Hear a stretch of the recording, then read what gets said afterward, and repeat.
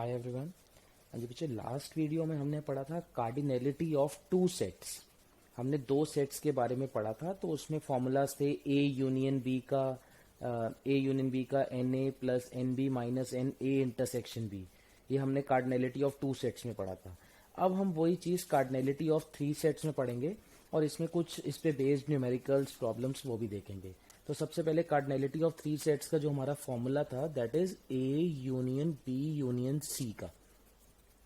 तो ये फॉर्मूला था हमारा एन ए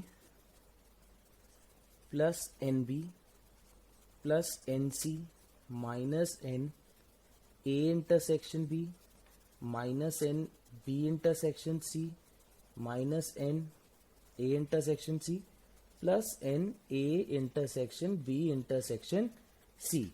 तो ये कार्डिनलिटी ऑफ थ्री सेट्स का ये हमारा सबसे बेसिक स्टैंडर्ड फॉर्मूला है, that is N A union B union C का। That is N A plus N B plus N C minus A intersection B, दो का ए और बी का इंटरसेक्शन, फिर माइनस बी सी का इंटरसेक्शन, फिर minus में ए सी का इंटरसेक्शन एंड फिर फाइनली तीनों का इंटरसेक्शन। तो ये हमारा एक स्टैंडर्ड फॉर्मूला है। अब मैं आपको इसको पहले प्रूफ करवाऊंगा। ये फॉर्मूला मैं आपको नॉर्मल प्रूफ जो है एक फॉर्मूला बेस्ड भी प्रूफ कराऊंगा और एक वेन डायग्राम से भी प्रूफ करवाऊंगा। तो पहले हम इसका जो प्रूफ देखते हैं, देखो इधर बेटा, N A union B union C. तो अपनी कन्वीनियंट के लिए सबसे पहले मैंने let B union C is equals to D. B union C को हमने एक डी लेट कर लिया। तो अब ये चीज आ गई N A union D, because B union C को हमने यहां ऊपर क्या लेट कर लिया, डी। तो ये अब हमारा ए यूनियन डी आ गया। तो ये बेसिकली वही चीज नहीं आ गई, cardinality of two sets, two set वाला फॉर्मूला। तो टू सेट में ए यूनियन डी का फॉर्मूला क्या बनेगा, it becomes N A plus N D minus N A intersection D. ठीक है ना, ये बात समझ आ गई। बी यूनियन सी को हमने डी लेट किया, फिर यहां पे ए यूनियन डी का फॉर्मूला लगाया N A plus N D minus N A intersection D, दो वाला फॉर्मूला। अब यहां पे हम क्या करेंगे बच्चे, डी को रिप्लेस कर देंगे वापस। डी को किससे रिप्लेस करोगे, बी यूनियन सी से, और यहां भी डी किससे रिप्लेस हो जाएगा, बी यूनियन सी। तो यहां मैंने ब्रैकेट्स का यूज किया। अब ये बी यूनियन, अब आप नेक्स्ट स्टेप में देखो तो N A as it is, यहां पे आप फिर से फॉर्मूला लगा सकते हो। अगेन कौन सा फॉर्मूला, वही दो वाला यूनियन का, दो वाला जो आपने यहां पे लगाया है। जिस स्टेप से आप यहां पे ये चीज लिखी है आपने, यही बी यूनियन सी का यहां फॉर्मूला लगाओगे तो क्या आएगा, N B plus N C minus N B intersection C. तो ये बी यूनियन सी का इतना फॉर्मूला आ गया। और अभी ये चीज है माइनस एन। अब ध्यान से देखना यहां क्या कर रहा हूं मैं, यहां पे इसको हम ऐसे लिख सकते हैं A intersection B, A intersection B union A intersection C, A intersection B union A intersection C. और इसको हम पता है क्या बोलते हैं, इसको बोला जाता है डिस्ट्रीब्यूटिव लॉ। ये आपको पहले प्रीवियस वीडियोस में मैंने प्रॉपर्टीज में आपको बताया था, इसको डिस्ट्रीब्यूटिव प्रॉपर्टी बोलते हैं। तो डिस्ट्रीब्यूटिव प्रॉपर्टी यही होगी, A intersection B union A intersection C. ये बात समझ आ गई। तो ये रिजल्ट से ये स्टेप से ये स्टेप इंपॉर्टेंट था, n A as it is, B union C को n B plus N C minus इन दोनों का इंटरसेक्शन, और फिर फाइनली यहां पे डिस्ट्रीब्यूटिव प्रॉपर्टी लगाई। अच्छा, अब अगले स्टेप में हम क्या करते हैं, अपनी कन्वीनियंट के लिए मैं इन दोनों को अभी कुछ लेट कर रहा हूं। Let A intersection B equals to X and A intersection C is equals to Y. तो मेरा नेक्स्ट स्टेप क्या बनेगा, नेक्स्ट स्टेप बनेगा N A plus N B plus N C minus N B intersection C minus N, ये this is X, इसको मैंने x late किया हुआ है, यूनियन इसको क्या लेट किया हुआ है, वाई।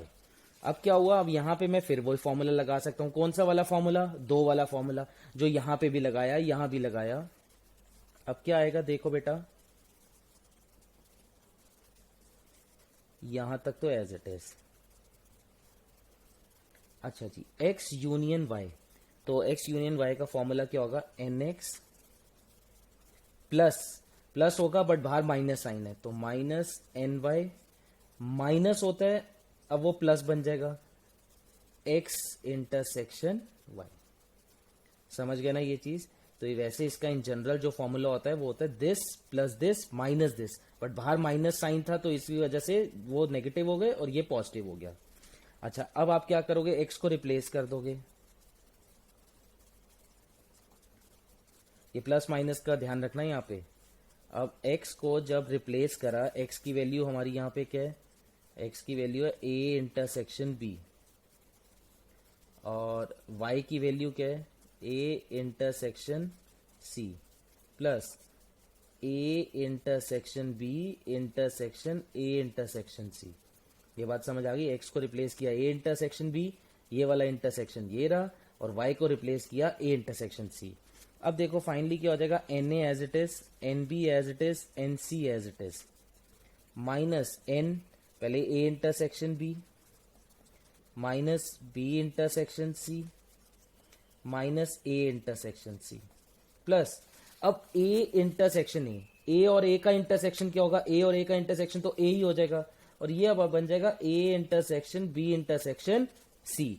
हेंस यही तो आपको प्रूव करना था कि ये आपका आ गया N A plus N B plus N C minus N A intersection B minus B intersection C minus A intersection C plus N A intersection B intersection C. तो ये हमारा फॉर्मूला आ गया A union B union C का। ठीक है, और इसको हम एटलीस्ट वन ऑफ देम भी बोलते हैं। ये क्यों बोलते हैं ये अभी आपको लेटर ऑन वेन डायग्राम से समझ आएगा। क्लियर है? चलिए, अब इसी का ही मैं प्रूफ आपको, कार्डिनैलिटी ऑफ थ्री सेट्स का ही प्रूफ, ये तो हमने कैसे किया, फॉर्मूला बेस्ड प्रूफ किया। समझ आई बात ये? अब इसी का एक हम प्रूफ करेंगे वेन डायग्राम की हेल्प से। मैं आपको वेन डायग्राम से ये चीज समझाता हूं, देखो एक। वेन डायग्राम में क्या है, सबसे पहले एक हमारा होता है ये यूनिवर्सल सेट। यूनिवर्सल सेट क्या होता है, सबसे बड़ा सेट जिसमें से आगे सेट्स निकलते हैं। तो इसमें आगे तीन सेट्स मैंने लिए हैं, A B and C. This is capital A, capital B and capital C. अब यहाँ छोटे छोटे रीजन्स हैं, हर रीजन को हमने नेम दे दिया। इसको small A, this is small B, small C, small D, E, F and G. ये बात समझ आ गई? क्लियर है? चलिए, अब मैं अगर आपको बोलता हूं एन ए, एन ए मतलब ए में कौन कौन से एलिमेंट्स हैं, तो ए ये पूरा ट्रीट होगा। तो एन ए में क्या क्या आ जाएगा, बेसिकली ए आएगा, D A plus D plus G plus F, तो ये आपका एन ए हो गया।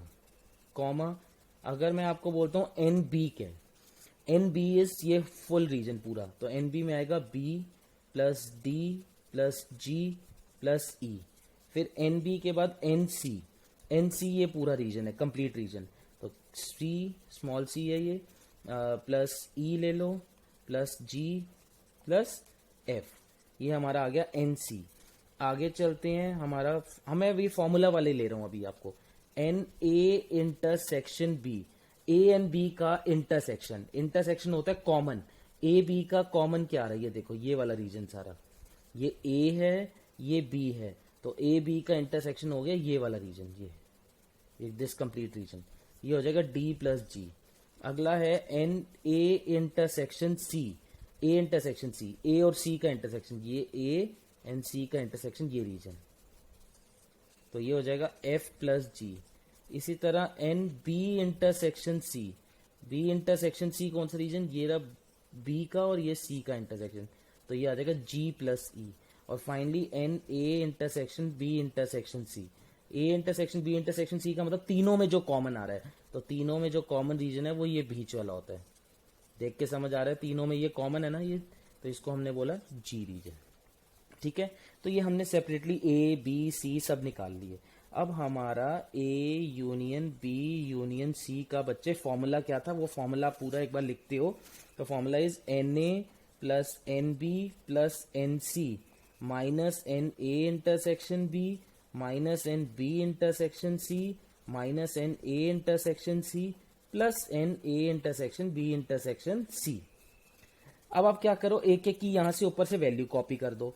भाई ए एन ए की क्या वैल्यू थी, एन ए की वैल्यू थी A plus D plus G plus F. N B की वैल्यू है B plus D plus G plus E. N C की वैल्यू है C plus E plus G plus F minus A intersection B की value, ये minus करोगे तो दोनों minus हो जाएंगे। इसमें बी इंटरसेक्शन सी माइनस करो, ये रहा बी इंटरसेक्शन सी, तो माइनस जी माइनस सी। उसमें से ए इंटरसेक्शन सी माइनस करो तो माइनस एफ माइनस जी, प्लस तीनों का इंटरसेक्शन जी। अब आपका जो जो इसमें कैंसिल आउट हो रहा है वो आप कैंसिल करो। देखो तो एक तो ये जी से जी कैंसिल आउट हुआ, माइनस एफ से प्लस एफ कैंसिल आउट हुआ, अगेन प्लस जी से माइनस जी कैंसिल आउट हुआ, माइनस ई से प्लस सी, और एक ये माइनस जी से प्लस जी। अब हमारे पास बचा क्या, एक तो बचा ए, देखो A B C D E F, A B C D E F G, D भी हो गया, अच्छा नहीं नहीं सॉरी ये डी हमारे, अच्छा एक डी तो हमारा ये कि सॉरी कैंसिल आउट हो गया था, प्लस डी माइनस डी। तो अब हमारे पास क्या बचा, A B C D E F G, यही बचा। ये सारे बच गए और बाकी सारे कैंसिल आउट हो गए। अच्छा अब मुझे आप बताओ A B C D E F G क्या है, ये सारा रीजन तो ये आ गया, दिस कंप्लीट। और इसको क्या बोला जाता है, this is A union B union C. A union B union C जो होता है दैट इज कंप्लीट होल। तो ये आता है A union B union C का फॉर्मूला। ये हमने एक बार इसको नॉर्मल फॉर्मूला बेस्ड प्रूफ करा फॉर्मूलाज की हेल्प से, यहाँ इसको किससे प्रूफ करा हमने, वेन डायग्राम की हेल्प से। अभी इसको वेन डायग्राम की हेल्प से मैं आपको आगे अभी और चीजें बताता हूँ। देखो अब इसको आगे वेन डायग्राम से और नई नई चीजें इसमें बताऊंगा जो हमारे आगे क्वेश्चंस में बड़ी यूजफुल है। चलिए देखिए आगे कंटिन्यूशन में। हाँ जी बेटा, अभी देखिए हमने फॉर्मूलाज प्रूफ किया था, वेन डायग्राम से भी किया और नॉर्मल भी किया था, बट अब उसी वेन डायग्राम को यूज करके अब हम और चीजें भी सीखेंगे उससे रिलेटेड। देखिए इधर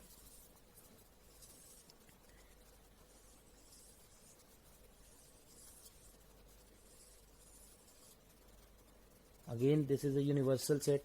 ये कैपिटल ए एक सेट है, कैपिटल बी भी सेट है, कैपिटल सी भी सेट है। अब यहाँ पे जो रीजन्स हैं अलग अलग रीजन्स उनको हमने नेम कर दिया। दिस इज ए, ये बी था, ये सी है, ये D, this is E F G, और ये एच जो बाहर वाला है, मतलब ए बी सी के आउटसाइड। अब सबसे पहले अगर वो आपको कहता है ओनली ए, ओनली ए बोलता है, ठीक है, तो ओनली ए एक डिफरेंट चीज होगी आपकी, क्योंकि एक जगह पे लिखा है, पहले मैं आपको ऐसे बताता हूं, एक जगह लिखा है ए और एक जगह है ओनली ए, तो दोनों डिफरेंट है। ए में क्या आ जाता है, ए बन जाता है ए डी जी एफ, ए तो ये पूरा हो जाएगा। पहली बात ओनली ए जो है, ओनली ए को हम लिखते ऐसे हैं, A intersection B complement intersection C complement, मतलब ए है बट बी सी नहीं है। जो चीज नहीं होती ना वो कॉम्प्लीमेंट हो जाती है। तो ओनली ए को अब से क्या लिखा जाएगा, कैसे, A intersection B complement intersection C complement. मतलब एग्जाम में वो ओनली ए भी यूज कर सकते हैं और ये चीज भी यूज कर सकता है। वो तब आपको खुद समझनी है कि ये चीज अगर लिखी हुई है ए पे कॉम्प्लीमेंट नहीं है, बी सी पे कॉम्प्लीमेंट है, तो इसका मतलब है ओनली ए की बात कर रहा है। और ओनली ए वाला रीजन कौन सा है, ओनली ए वाला रीजन ये होगा सारा, ओनली ए, सिर्फ ए वाला पोर्शन, सिर्फ ए वाला पोर्शन ये है हमारा। तो उसको हमने किससे रिप्रेजेंट किया हुआ है, स्मॉल ए से। इसी तरह अगर वो कहता है बी, तो बी तो हमारा ये पूरा हो जाता था, B D G and E. But अगर वो आपको कहता है ओनली बी, ओनली बी को पहले तो आप लिखोगे कैसे, मतलब बी है सिर्फ, मतलब ए भी नहीं है, बी है, सी भी नहीं है, तो ओनली बी वाला रीजन हमारा ये वाला हो जाएगा सारा। तो इसको हमने किससे डिनोट किया हुआ है, स्मॉल बी से।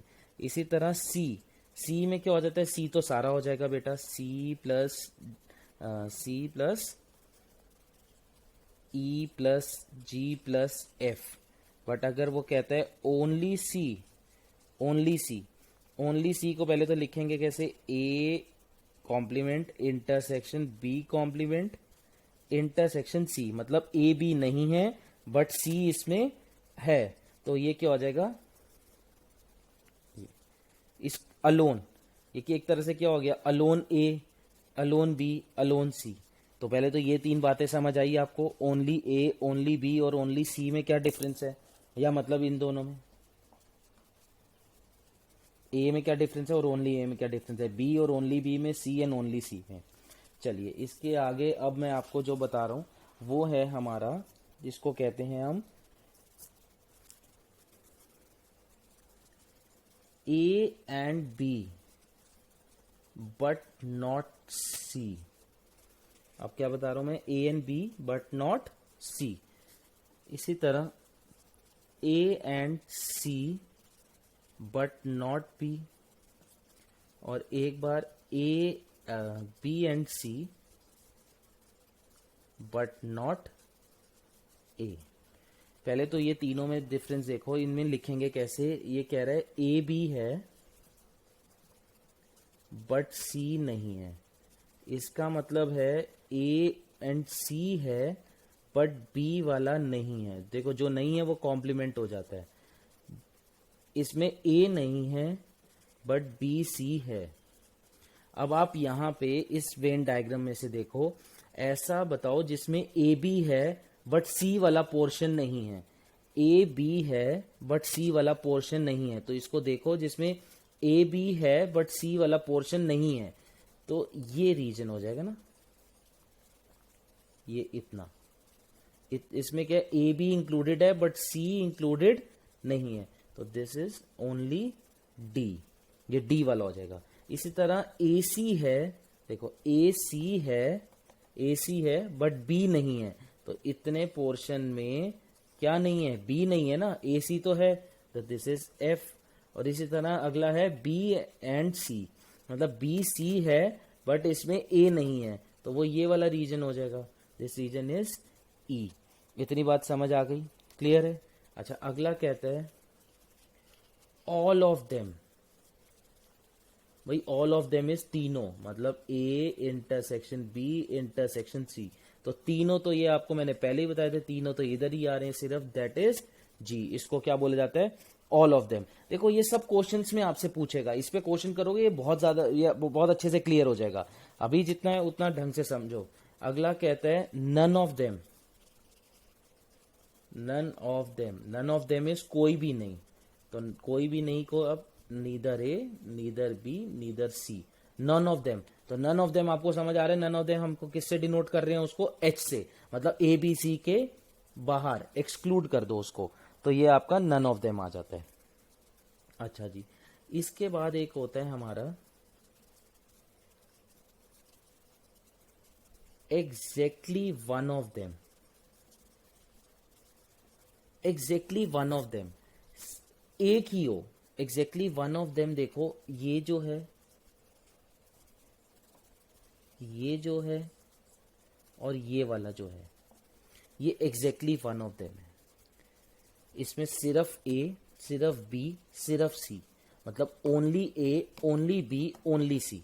एक में तो मेंशन कर रहा है only A only B only सी, अब यहां कह रहा है exactly one of them.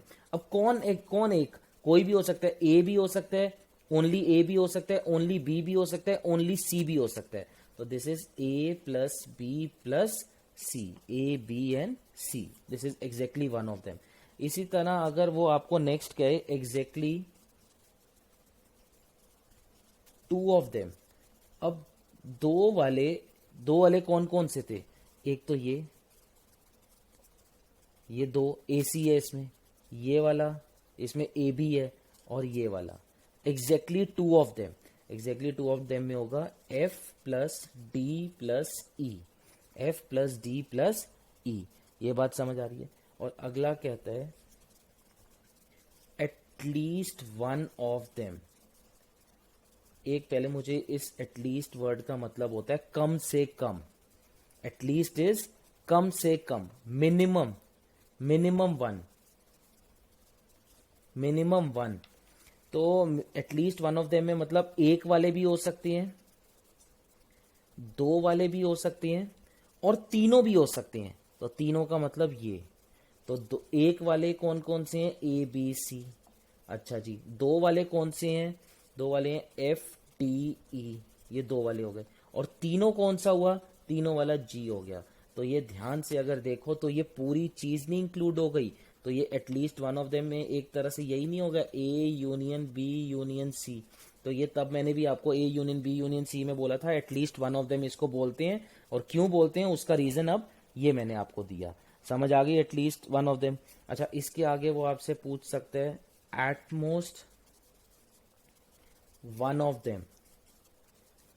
At most का मतलब होता है मैक्सिमम, मैक्सिमम एक।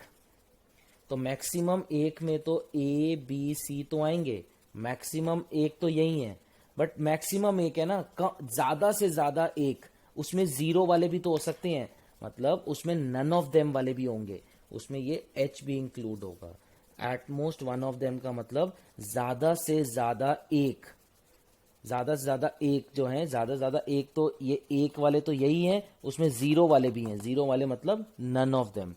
तो ये बात समझ आ रही है, एटमोस्ट में अगर मैक्सिमम वन है तो उसमें जीरो वाला भी इंक्लूड करना होता है, जीरो मतलब नन ऑफ देम। इसी तरह at most two of them, at most two of them का मतलब है ज्यादा से ज्यादा दो। तो ज्यादा से ज्यादा दो वाले, पहले दो वाले ले लो। अब दो वाले कौन से थे, एफ डी ई, देखो दो वाले यही है ना, एफ, ये डी और ये ई, ये दो वाले, ज्यादा से ज्यादा दो। अब दो से का बाद फिर एक वाले आ जाते हैं, एक वाले ये एक तो ए, फिर बी, फिर सी, और फिर लास्ट कौन सा आ जाएगा, एच। तो ये हो जाएगा एटमोस्ट टू ऑफ देम। ये बात समझ आ गई बेटा। तो आपको इसमें क्वेश्चन में ऐसे कुछ भी पूछ सकता है, तो उसमें सबसे पहले हमें यहाँ ये चीज समझनी कि भाई ये at least, at most, exactly, none, all, ये सारा है क्या। अब इसको क्वेश्चन से आपको मैं क्लियर करवाता हूँ, एक क्वेश्चन दिखाऊंगा, क्वेश्चन करवाता हूँ, उससे आपको ये सारी चीजें और अच्छे से क्लियर हो जाएंगी। चलिए अब क्वेश्चन देखो बेटा।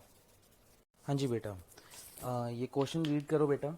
क्वेश्चन कहता है, in a group of 50 students, in a group of 50 students, the number of students studying French, English and Sanskrit were found to be as follow।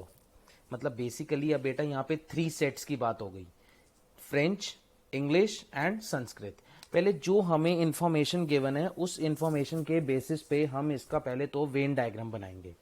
तो वेन डायग्राम बनाते हैं, इधर देखो बेटा।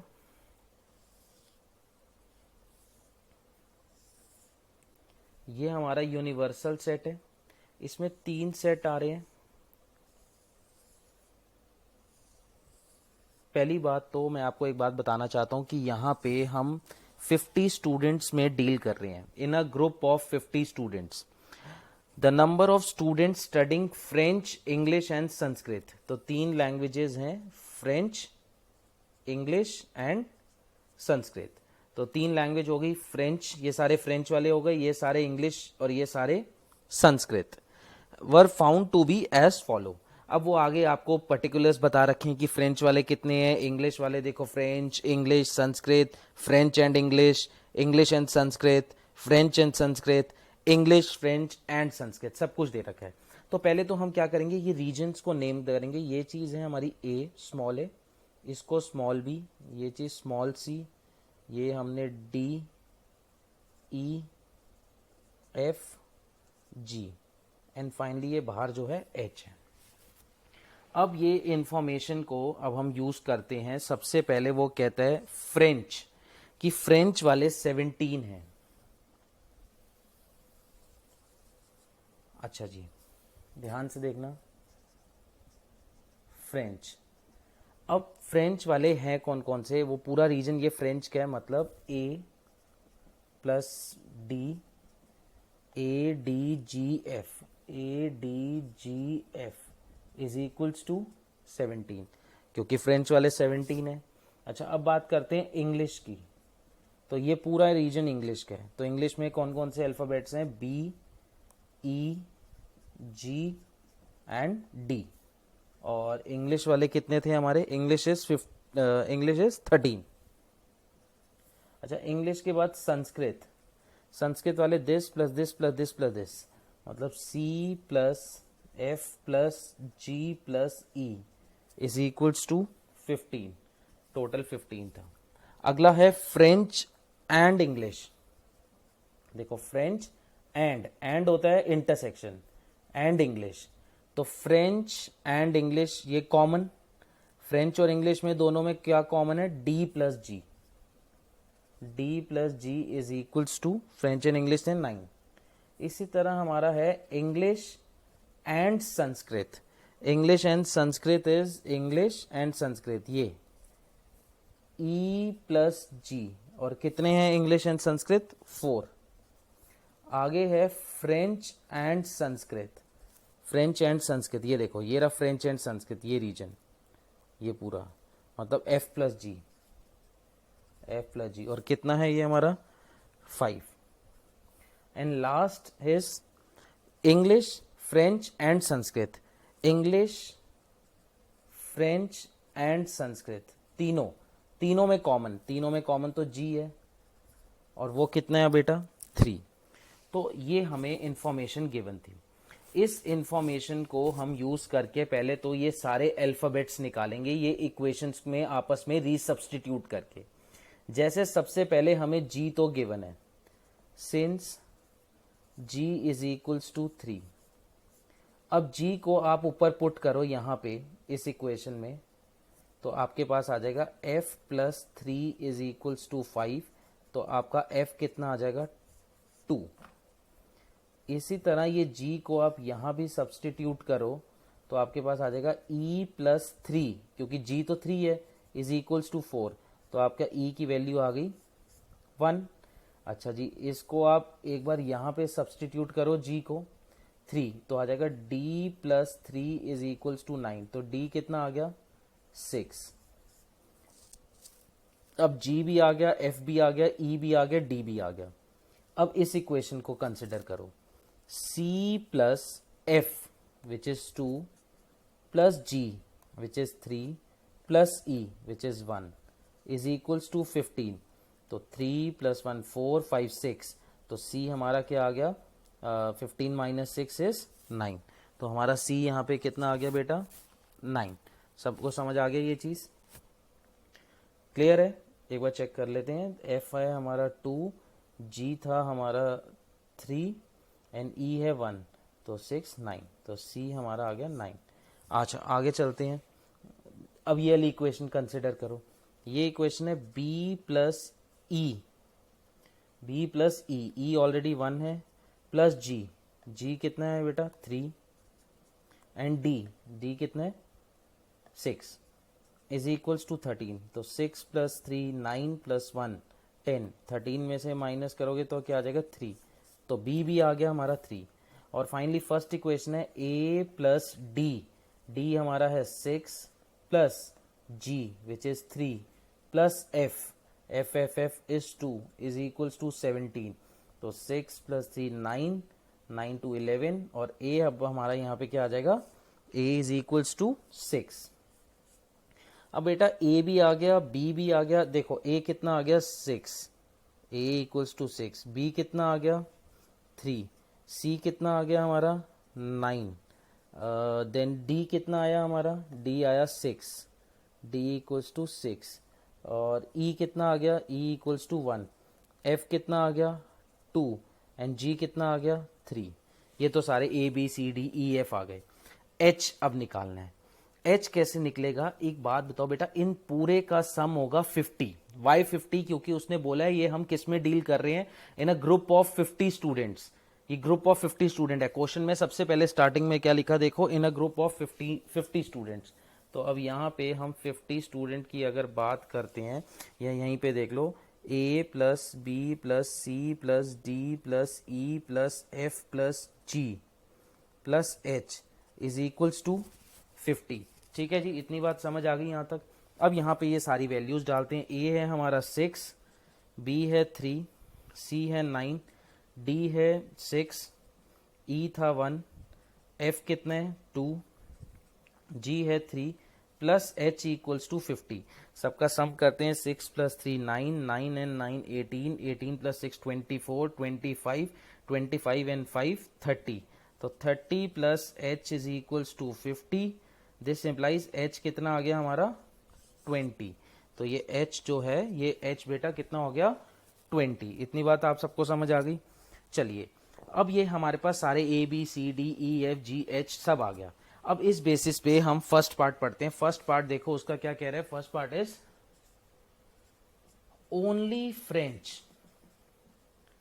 बेटा एक बात मैं आपको फिर बता दूं, इस टाइप के क्वेश्चन में सबसे पहले आप वेन डायग्राम बनाओ, उनको ऐसे अल्फाबेट से नेम करो, फिर जो गिवन कंडीशन है उससे सारे अल्फाबेट्स की वैल्यू निकाल लो। एक बार अगर आपने सारे अल्फाबेट्स की वैल्यू निकाल ली फिर तो बहुत सिंपल हो जाएगा। फिर तो जैसे इस क्वेश्चन में हमारे टोटल 8 पार्ट्स हैं, फिर जितने मर्जी पार्ट्स वो आपसे पूछे आप सबका answer with in a second करोगे। 2 सेकेंड या 3 सेकेंड्स लगेंगे बस, एक बार अगर ये सारा निकाल लिया।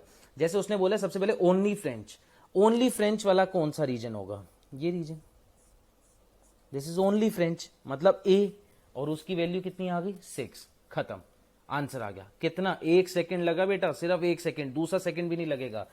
अगला क्या कह रहा है वो, इंग्लिश ओनली, इंग्लिश ओनली। चलिए इंग्लिश में देखो, सिर्फ इंग्लिश, सिर्फ इंग्लिश वाला रीजन कौन सा है, दिस, तो बी की वैल्यू कितनी आ गई 3। Again next third part, only Sanskrit, only Sanskrit, C which is 9 हो गया जी। चलिए फोर्थ पार्ट, फोर्थ पार्ट है English and Sanskrit,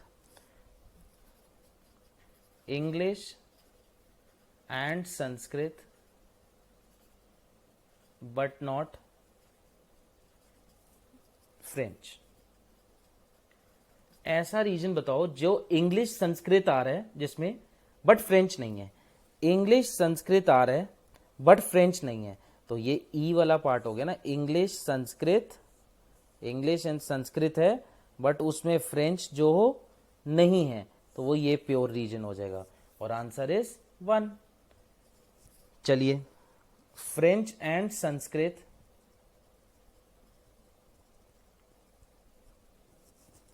but not English,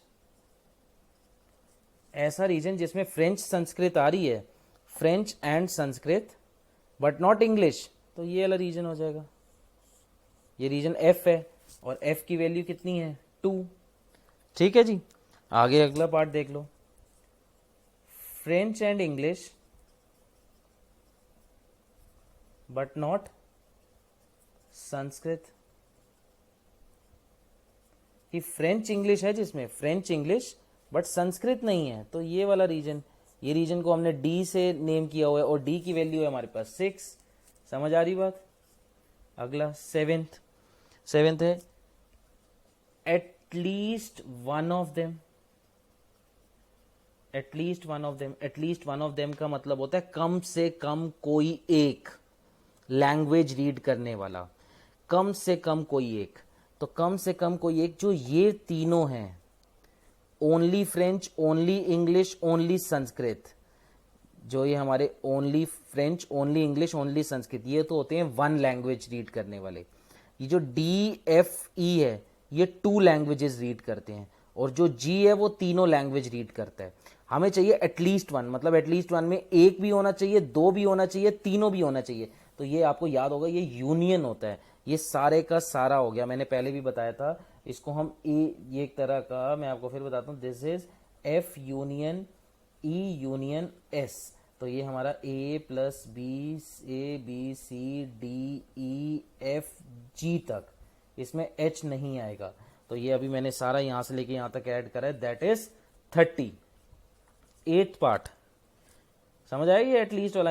अब नेक्स्ट है none of them, none of them तो आपने निकाला भी है, नन ऑफ देम इज कोई भी लैंग्वेज रीड नहीं करने वाला, और कोई भी लैंग्वेज रीड नहीं करने वाले कितने जने हैं 20। ये समझ आ गए 8 पार्ट्स। इसमें मैं आपको और भी आगे बना के दे सकता था, जैसे exactly one of them, exactly one of them मतलब कोई एक लैंग्वेज रीड करने वाला, एग्जैक्टली वन ऑफ देम में होगा ए प्लस बी प्लस सी। अब ए कितना था, ए है हमारा 6, बी कितना है 3 एंड सी कितना है 9। तो कितना हो गया ये 18। अच्छा, एग्जैक्टली 2 लैंग्वेज, एग्जैक्टली 2, सिर्फ 2 लैंग्वेज रीड करने वाला, 2 लैंग्वेज रीड करने वाला, एक ये एफ, ये वाला रीजन डी, और ये वाला रीजन ई, मतलब एफ डी ई, जिसमें एफ की वैल्यू है 2, डी की वैल्यू 6, ई की वैल्यू 1। तो टोटल कितना हो गया ये 9। तो समझ आ रही है बात। इसी तरह ये और भी आपको एक कह सकता था, एटमोस्ट 1, एटमोस्ट 1, ज्यादा से ज्यादा एक। तो ज्यादा से ज्यादा एक में तो पहले एक वाले लोगे, एक वाले तो लोगे ही, ज्यादा से ज्यादा एक, कोई चीज ज्यादा से ज्यादा एक होती है तो कम से कम 0 भी होती है, कम से कम 0 का मतलब है h। तो ये सारा आपने ऑलरेडी ऊपर निकाला हुआ है, 18 प्लस h है 20, आंसर इज 38।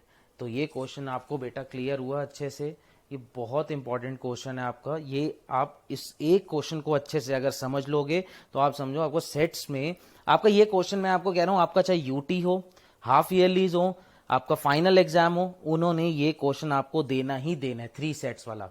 100% ये क्वेश्चन आएगा ही आएगा। सिर्फ अब यहाँ पे एफ, जैसे फ्रेंच, इंग्लिश, संस्कृत है, वहां न्यूज़पेपर्स आ जाते हैं भाई, कोई भी 3 न्यूज़पेपर्स के नेम कर दिए। तो जैसे मैंने अभी आपको ये वाला क्वेश्चन एक कराया है, मैं एक और क्वेश्चन अभी आपको इस पे करवाता हूं। देखो अब नेक्स्ट क्वेश्चन देखो, गिवन है in a town of 10,000 families. एक टाउन में 10,000 फैमिलीज हैं, टोटल 10,000 फैमिलीज में हम डील कर रहे हैं। सबसे पहले तो अब ये समझो कि यूनिवर्सल जो है that is 10,000। It was found that 40% families buy newspaper A. अब ये न्यूज़पेपर ए बाय कितने करते हैं, 40%। 40% of what, total 10,000 families. Next कह रहा है 20% फैमिलीज बाय न्यूज़पेपर बी। अब न्यूज़पेपर बी कितना बाय करते हैं, 20%। आगे कहता है न्यूज़पेपर सी कितना है, 10%। अब ये पहली बात तो परसेंटेजेस में है, तो मैं आपको वही बताता हूं। सबसे पहले तो बेटा हमने क्या करना है, वही वेन डायग्राम। इस वेन डायग्राम में 3 न्यूज़पेपर्स की बात हो रही है, ये यूनिवर्सल सेट, वही पूरी 10,000 फैमिलीज का, न्यूज़पेपर ए, न्यूज़पेपर बी, न्यूज़पेपर सी। इसको हमने ए से रिप्रेजेंट करा, इसको स्मॉल बी से, इसको small C, small D, small E, small F and small G. और ये हमारा क्या हो जाता है, एच। समझ गए ना, एच, जो कोई भी तीनों न्यूज़पेपर रीड ना करते हो। ठीक है जी। अच्छा जी, अब आप ध्यान से देखो तो सबसे पहले उसने बोला है कि कितना परसेंट न्यूज़पेपर ए रीड करते हैं। न्यूज़पेपर ए जो है दैट इज 40%। 40% ऑफ 10,000 फैमिलीज, तो 40% ऑफ 10,000 फैमिलीज हो जाता है 4,000। इसी तरह बी न्यूज़पेपर जो रीड करते हैं वो 20% है। 20% ऑफ 10,000, वो कितना हो गया हमारा 2,000। न्यूज़पेपर सी कितने परसेंट लोग बाय करते हैं, 10% ऑफ व्हाट, अगेन 10,000, तो ये हो जाएगा 1,000। परसेंटेज तो आता है।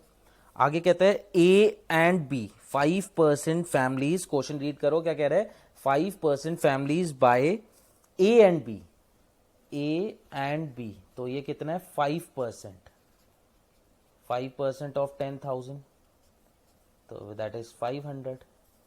आगे रीड करो, B buy B and C, B and C buy करने वाले कितने, 3%, तो 3% of 10,000, again that is 300। And A and C, and ये एंड इंटरसेक्शन होता है ना, तो ए एंड सी वाले कितने हैं, 4%।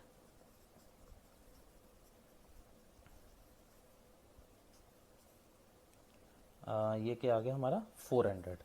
और फिर वो कह रहे हैं 2% buy all three, all three मतलब A intersection B intersection C, that is 2% of 10,000 families, तो ये 200 हो गया। ये बात समझ आ गई, क्लियर है। तो देखो बेटा परसेंटेज को पहले हमने नंबर्स में कन्वर्ट किया।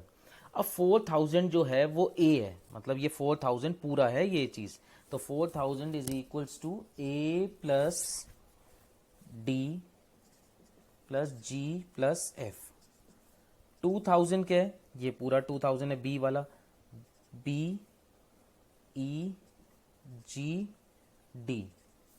ये 1000 है ये पूरा, सी ई जी एफ।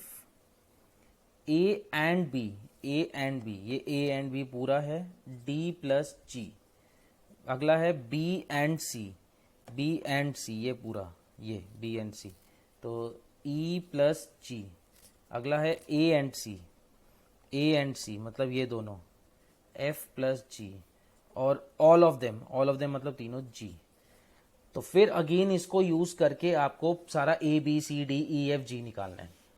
तो सबसे पहले जी, तो सिंस जी इक्वल्स टू 200, ये जी को अगर इधर डालोगे 200 इधर डालते हो तो 400 is equals to F plus 200, तो एफ हमारा आ गया 200। चलिए इधर डालो 300 इक्वल्स टू ई प्लस 200, तो ई हमारा आ गया 100।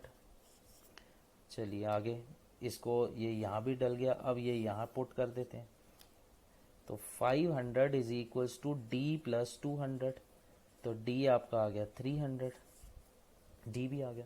अब इस इक्वेशन को कंसिडर करते हैं, c plus E which is 100 plus g which is 200 plus f which is 200 is equals to 1000।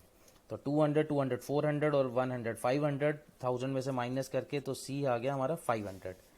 चलिए उसके बाद अब निकालते हैं सेकेंड इक्वेशन, ये वाली, b plus E which is 100 plus g which is 200 plus d which is 300 is equal to 2000। तो 300 to 5 और 600 इधर माइनस करो तो b आ गया 1400, और बचा यहाँ पे अब हमारा a वाला रह गया, a plus d, d d d d d is 300 plus g which is 200 plus f which is 200 is equals to 4000, तो 2 to 4 700, तो 700 इधर माइनस करोगे तो 3300। ये तो आ गया A।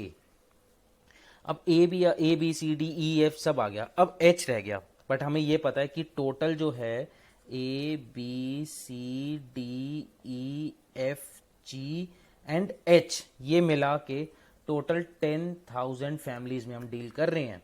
तो A है हमारा 3300 प्लस B है हमारा 1400 प्लस C है 500 प्लस D है हमारा 300, E कितना है 100, F है 200 plus G 200 plus H is equals to 10,000।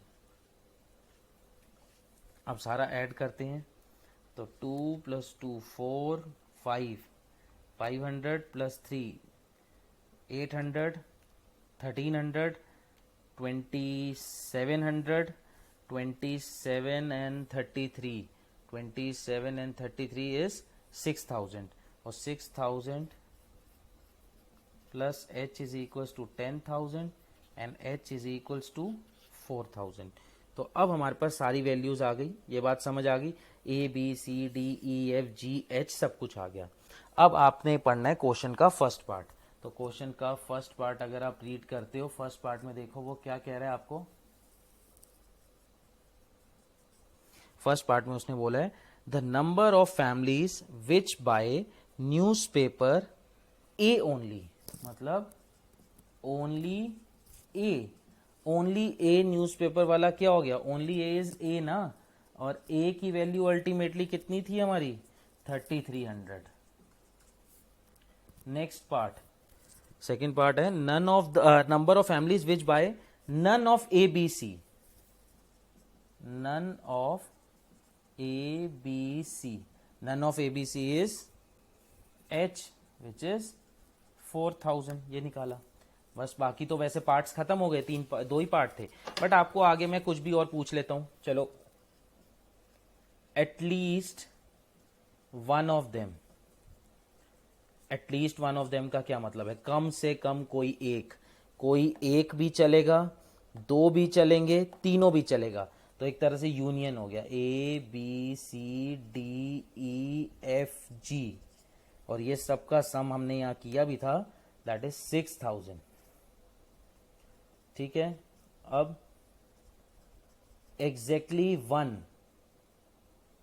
Of newspaper, exactly one of them, exactly one of them में क्या क्या आएगा, एग्जैक्टली वन ऑफ देम में एक ए प्लस बी प्लस सी, ये एग्जैक्टली वन ऑफ देम, ए की न्यूज़पेपर रीड करते हैं ये वाले लोग, ये वाले लोग और ये वाले लोग।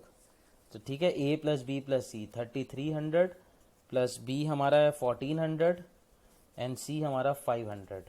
तो आप ऐड कर लो तो ये आ जाएगा आपका 14 एंड 5 19 19 5200। अच्छा, exactly two newspaper, exactly two में क्या आएगा, एक ये D plus E plus F. तो डी हमारा है 300, ई है 100 और एफ है 200। तो ये कितना हो गया 600। तो इस बेसिस पे आपको वो और भी पार्ट्स पूछ सकता है, जैसे मैंने प्रीवियस क्वेश्चन में आपको बताए हैं, बहुत सारे पार्ट्स बताए थे। तो ये सारी बात आपको इस क्वेश्चन में समझ आ गई। सिर्फ इस क्वेश्चन में ये डिफरेंस था कि ये परसेंटेज में था, तो उस परसेंटेज को आपने नंबर्स में कन्वर्ट किया, देन वो सॉल्विंग एज इट इज आपने नॉर्मल सॉल्विंग करी। And this is very very very important question, ये बहुत इंपॉर्टेंट क्वेश्चन है। क्लियर है, ये चीज समझ आ गई बेटा, डन है। चलिए नेक्स्ट क्वेश्चन देखिए, एक और क्वेश्चन। अब ये वाला क्वेश्चन देखो, this is very very very important, NCERT का एग्जाम्पल है ये आपका। तो क्वेश्चन कहता है कि a college awarded 38 medals in football, 15 in basketball and 20 in cricket. तो पहले वही बात है बेटा, 3 स्पोर्ट्स हैं।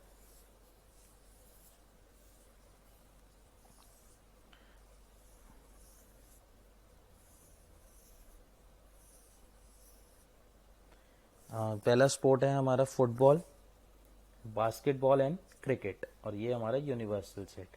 तो ये स्मॉल ए, स्मॉल बी, स्मॉल सी, D, E, F, G N H, standardise है ये, ऐसे ले लिया करो। अब सबसे पहले वो कह रहे हैं 38 medals in football. 38 medals in football जो हैं, फुटबॉल ये पूरा है। अब A plus D plus G plus F is equals to 38। Basketball है B plus E plus G plus D, and basketball में हमारे हैं total medals 15। And next is cricket is C plus E plus G plus F and 20 medals हैं। If these medals went to be total 58, ये total 58 है, मतलब यहां ये H तो है ही नहीं कुछ, मतलब नन ऑफ देम नहीं है, टोटल 58 है। टोटल 58 का ये मतलब हो गया, यहां पे हम एक ये भी ले लेते हैं कि टोटल मेडल्स जो हैं वो 58 है, मतलब A B C D E F G N G, ये 58 है। देखते हैं इसका भी यूज कैसे लेने। एंड आगे पढ़ो, only 3 men got medals in all 3 sports. ये 3 स्पोर्ट्स है, थोड़े मिस प्रिंटिंग है। तो only 3 men got medals in all the 3 sports, मतलब ये ऑल 3 स्पोर्ट्स का मतलब है ये ऑल 3 स्पोर्ट्स में सिर्फ 3 जने हैं, मतलब G इज इक्वल्स टू 3। और अब हमें फाइंड क्या करना है, how many receive medals in exactly 2 of the sports. Exactly 2 होता है ये, तो एग्जैक्टली 2 यही हो गया ना, एफ बी, ये और ये एग्जैक्टली 2, क्योंकि ये जो होता है ए बी सी ये होता है एग्जैक्टली 1, डी ई एफ जो होता है वो होता है एग्जैक्टली 2, और जी जो होता है वो होता है ऑल 3। समझ गए ना? ये ए बी सी ये एग्जैक्टली 1, ए बी सी ये हमेशा एग्जैक्टली 1 होता है, एंड डी एफ ई ये एग्जैक्टली 2 होता है, और जो हमारा जी होता है वो ऑल 3 होता है। तो अब आपको इस क्वेश्चन में वैसे क्या निकालना है, आपको जो फाइंड करना है वो फाइंड करना है एग्जैक्टली 3, मतलब आपको फाइंड करना है डी प्लस एफ प्लस ई की वैल्यू। ठीक है, ये क्वेश्चन इतना समझ आ गया। अब क्या क्या गिवन है, क्या क्या फाइंड करना है, ये मैंने आपको सब बता दिया। अब प्रीवियस क्वेश्चन में तो हमारे पास बहुत सारी चीजें होती थी या बहुत सारी इक्वेशंस होती थी, तो हम A B C D E F G सब कुछ फाइंड कर लेते थे आपस में यूज करके या रीसब्स्टिट्यूट करके। वैल्यू जी की वैल्यू ऊपर डाली, फिर ऊपर डाली, और ऊपर डालते डालते डालते A B C D E F G सब निकाल लेते थे। बट ऐसा यहां पे तो नहीं हो पाएगा कि अगर आप जी की वैल्यू यहां डाल भी दोगे तो भी 3 वेरिएबल्स रह जाएंगे, यहां भी 3 वेरिएबल्स रह जाएंगे, यहां भी 3 वेरिएबल्स हैं और सब डिफरेंट हैं, तो थोड़ा कॉम्प्लिकेटेड ही है यहाँ पे। तो अब हम क्या करते हैं, मैंने इसको इक्वेशन 1 लिया, इसको इक्वेशन 2 लिया और इसको इक्वेशन 3 लिया। सबसे पहले देखो एडिंग 1 2 एंड 3, तीनों को ऐड कर दो। तो तीनों को ऐड करते हो A D G F, A D G F, B E G D, B E G D, आगे plus C E G F, C E G F equals to 38 plus 15 plus 20।